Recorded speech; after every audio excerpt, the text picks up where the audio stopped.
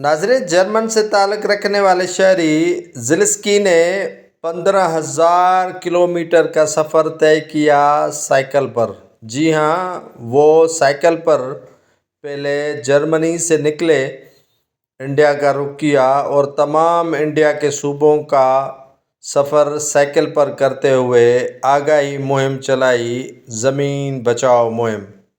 उनका कहना था कि नकली खाद और दीगर बीमारियों की वजह से माहौलियाती आलूदगी बढ़ गई है।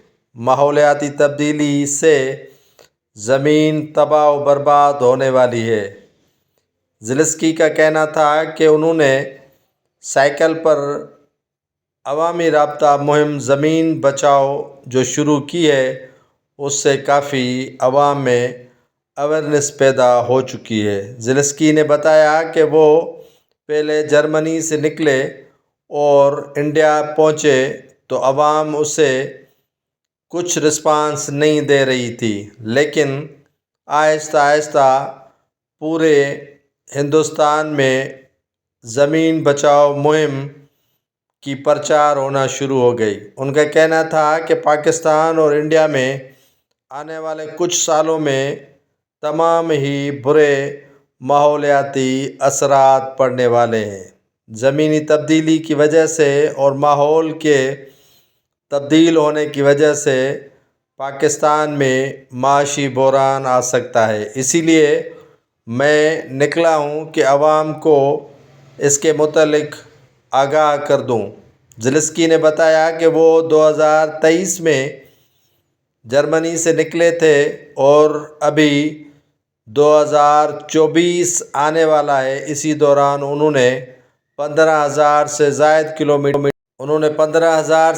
किलोमीटर साइकिल पर सफ़र करते हुए बड़ी खुशी महसूस की। उनका कहना था कि 2024 के शुरुआत तक वो पाकिस्तान में रहकर अवाम को ज़मीन बचाओ मुहिम से आगाह करते रहेंगे।